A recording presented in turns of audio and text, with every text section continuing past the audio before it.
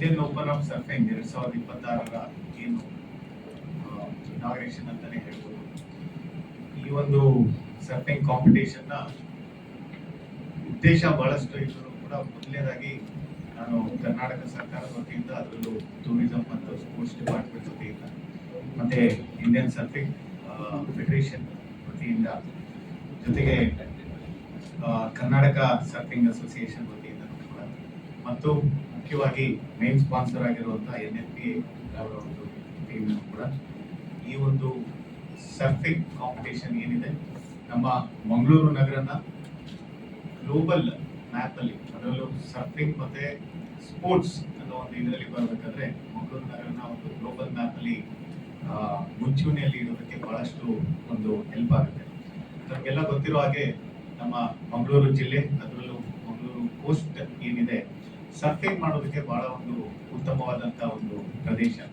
ಮುಂಚೆ ಸಸಿ ಹಿತ್ತಲಲ್ಲಿ ಮಾಡಬೇಕು ಅಂತ ಇತ್ತು, ಆದರೆ ಆಪರೇಷನ್ ಇದು ವತಿಯಿಂದ ನಮ್ಮ ಬ್ಲೂ ಫ್ಲಾಗ್ ತಣ್ಣೀರ್ ಬಾವಿಲಿ ಮಾಡೋದು ಅಂತ ಇವಾಗ ಕೊನೆಯದಾಗಿ ನಿರ್ಧಾರ ಆಗಿದೆ.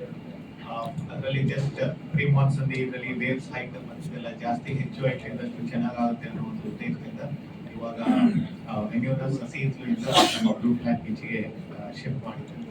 ಸೊ ಇದು ಮೇ 29ರಿಂದ 31 3 ದಿನಗಳ ಏನು ಸರ್ಫಿಂಗ್ ಕಾಂಪಿಟೇಷನ್ ಇದೆ. ಇದರಲ್ಲಿ ನಮ್ಮ ಕನ್ಸಿಕ್ಯೂಟಿವ್ ಆಗಿ ಇದು NMP ಅವರು 3ನೇ ವರ್ಷ ಮಾಡಿರುವಂತದ್ದು, ಮತ್ತೆ ಕರ್ನಾಟಕ ಸರ್ಕಾರ 7ನೇ ವರ್ಷ ನಮ್ಮ ವತಿಯಿಂದ ಇದಕ್ಕೆ ಪ್ರೋತ್ಸಾಹ ನೀಡ್ತಿರುವಂತದ್ದು.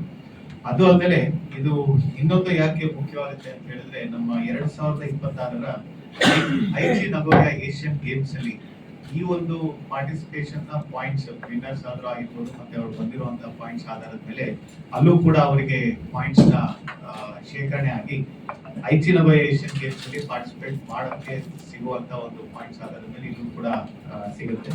ಪಾಯಿಂಟ್ಸ್ ಬಗ್ಗೆ ನನಗೆ ಹೆಚ್ಚಿನ ಮಾಹಿತಿ ಗೊತ್ತಿಲ್ಲ, ಬಟ್ ಈ ಒಂದು ಇದರಲ್ಲಿ ಅದಕ್ಕೆ ಹೆಚ್ಚು ಇಂಟರ್ನ್ಯಾಷನಲ್ ಪ್ಲೇಯರ್ಸ್ ನಮಗೆ ಏನೇನು ಬರುತ್ತೆ ಅವರು ಭಾಗವಹಿಸುವಂತ ಇದೆ.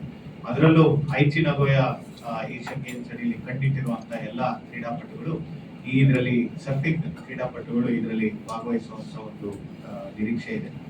ಅಲ್ಲಿ ಎಷ್ಟು ಇವತ್ತಿಗೆ ಇಂಟರ್ನ್ಯಾಷನಲ್ ಕನ್ಫರ್ಮ್ ಆಗಿರೋದು? ಇಂಟರ್ನ್ಯಾಷನಲ್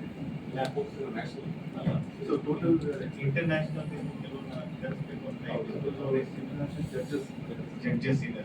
ಸೊ ನಮ್ಮ ನ್ಯಾಷನಲ್ ಚಾಂಪಿಯನ್ಸ್ ಬೇರೆ ಬೇರೆ ಇದರಲ್ಲಿರುವಂತ ಇದಕ್ಕೆ ಅವರ ಒಂದು ಆಗಮನದ ಒಂದು ತಯಾರಿ ಕೂಡ ಇವಾಗ ನಡೀತಾ ಇದೆ.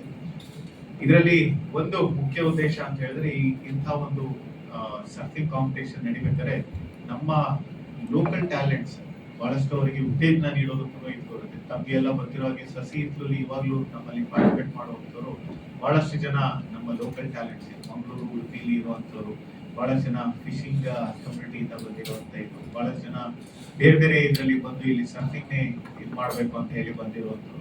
ಸೊ ಅಂಥವ್ರಿಗೂ ಕೂಡ ಒಂದು ಉತ್ತೇಜನ, ಪ್ರೋತ್ಸಾಹ ಮತ್ತು ಅವ್ರಿಗೂ ಕೂಡ ಅವರಲ್ಲೂ ಕೂಡ ಒಂದು ಆಸಕ್ತಿ ಮೂಡಿಸ್ಲಿ ಅನ್ನೋದು ಇದು ಮತ್ತೊಂದು ನಮ್ಮ ಉದ್ದೇಶ ಇದರಲ್ಲಿ ಬಂದಿರುವಂತದ್ದು. ಸೊ ಇದರಲ್ಲಿ ಇನ್ನೊಂದು ಏನಂತ ಹೇಳಿದ್ರೆ, ಇಲ್ಲಿ ಬಂದು ಕಳೆದ 7 ವರ್ಷದಲ್ಲಿ ನಮ್ಮ ಮಂಗಳೂರಿಗೆ ಬಂದು ಈ ಚಾಂಪಿಯನ್ಶಿಪ್ ಅಲ್ಲಿ ಯಾರ್ಯಾರು ಪಾರ್ಟಿಸಿಪೇಟ್ ಮಾಡಿದ್ದಾರೆ ನ್ಯಾಷನಲ್ ಲೆವೆಲ್, ಅವರೆಲ್ಲ ಮುಂದೆ ನ್ಯಾಷನಲ್ ಮತ್ತೆ ಇಂಟರ್ನ್ಯಾಷನಲ್ ಸರ್ಫಿಂಗ್ ಇವೆಂಟ್ಸ್ ಅಲ್ಲಿ ಪೋಡಿಯಂ ಫಿನಿಶಸ್ ಕೂಡ ಮಾಡಿದ್ದಾರೆ. ಅದರ ಒಂದು ಲಿಸ್ಟ್ ಕೂಡ ಮಾಡಿ ಸರ್ಫಿಂಗ್ ಸ್ವಾಮಿ ವತಿಯಿಂದ ಮತ್ತೆ ನಮ್ಮ ವತಿಯಿಂದ ಒಂದು ಮಿತ್ರರಿಗೆ ಕೊಡಬೇಕು ಅಂತ ಒಂದು ಹೇಳ್ತೇನೆ. ಸೊ ಇಂಥ ಒಂದು ಏನು ಕ್ರೀಡೆಗೆ ಪ್ರೋತ್ಸಾಹ ನೀಡಬೇಕಾಗಿರುವಂಥದ್ದು ನಮ್ಮೆಲ್ಲರ ಒಂದು ಕರ್ತವ್ಯ. ಅದರಲ್ಲೂ ಕರ್ನಾಟಕದಲ್ಲಿ ಕೋಸ್ಟ್ ಅಂತ ಇರೋದು 3 ಜಿಲ್ಲೆ, ಅದರಲ್ಲಿ ಮುಂಚೂಣಿಯಲ್ಲಿ ಇರುವಂತದ್ದು ನಮ್ಮ ದಕ್ಷಿಣ ಕನ್ನಡ ಜಿಲ್ಲೆ. ನಾನು ಮಾಧ್ಯಮ ಮಿತ್ರರ ಮೂಲಕ ಎಲ್ಲರಿಗೂ ಹೇಳೋದು ಇಷ್ಟೇನೆ, ದಯವಿಟ್ಟು ಬನ್ನಿ. ಆ ಒಂದು 3 ದಿನದಲ್ಲಿ ಈ ಕ್ರೀಡೆ ಬಹಳಷ್ಟು ಜನ ನೋಡಿರೋದಿಲ್ಲ, ಇವನ್ ಟಿವಿಲೂ ಕೂಡ ನೋಡಿರೋದಿಲ್ಲ. ಬಂದು ತಾವೇನೆ ಖುದ್ದಾಗಿ ನೋಡಿ ಅದರ ಒಂದು ಅನುಭವವನ್ನು ಪಡೆದು ಈ ಒಂದು ಸ್ಪೋರ್ಟ್ಸ್ ಯಾಕೆ ಅಷ್ಟು ಇಂಟರ್ನ್ಯಾಷನಲಿ ಬಹಳಷ್ಟು ಫೇಮಸ್ ಇದೆ ಅಂತ ಆ ಒಂದು ಅನುಭವಕ್ಕೆ ತಾವೆಲ್ಲರನ್ನು ಬರಬೇಕು. ಈ ಒಂದು 3 ದಿನ ಒಂದು ಹಬ್ಬದ ರೀತಿ ಆಚರಣೆ ಆಗ್ಲಿ. ಈ ಒಂದು ಸರ್ಫಿಂಗ್ ಕಾಂಪಿಟೇಷನ್ ಏನಿದೆ ಇದು ಬಹಳಷ್ಟು ಫ್ಯೂಚರಿನ ಒಂದು ಕಾಂಪಿಟೇಷನ್ ಗಳಿಗೆ ಒಂದು ಮುಂಚೂಣಿ ಆಗ್ಲಿ ಅಂತ ಆಶಿಸ್ತಾ, ನಮ್ಮ ಈ ಇಂಡಿಯನ್ ಓಪನ್ ಆಫ್ ಸರ್ಫಿಂಗ್ ನಲ್ಲಿ ಭಾಗವಹಿಸುವಂತ ಎಲ್ಲ ಒಂದು ಅಧಿಕಾರಿಗಳು ಮತ್ತೆ ಅವರ ಒಂದು ಪಾರ್ಟಿಸಿಪೆಂಟ್ಗಳು ಮತ್ತು ಕಾರ್ಯಕ್ರಮದ ಆಯೋಜಕರು ಕೂಡ ಒಳ್ಳೇದಾಗ್ಲಿ ಅಂತ ಹೇಳ್ತಾ ಶುಭ ಹಾರೈಸಿ ಮಾಧ್ಯಮ ಮಿತ್ರರಿಗೆ ಏನಾದ್ರು ಪ್ರಶ್ನೆ ಇದ್ರೆ ನಾವು ಕೇಳ್ಬೋದು. ಧನ್ಯವಾದ. Thank you. ಸರ್ಫಿಂಗ್ ಮತ್ತು ಸ್ಟ್ಯಾಂಡಪ್ ಪ್ಯಾಡಿಂಗ್ ಎರಡು ಕ್ರೀಡೆಗಳು. ಸೊ ಅದು ಬಂದು ಕೇರಳ, ತಮಿಳುನಾಡು, ಕರ್ನಾಟಕ, ಗೋವಾ, ಮಹಾರಾಷ್ಟ್ರ ಮತ್ತು ಆಂಧ್ರ ಪ್ರದೇಶ್ ಈ ಸ್ಟೇಟ್ಸಿಂದ ಎಲ್ಲ ಬರ್ತಿದ್ದಾರೆ.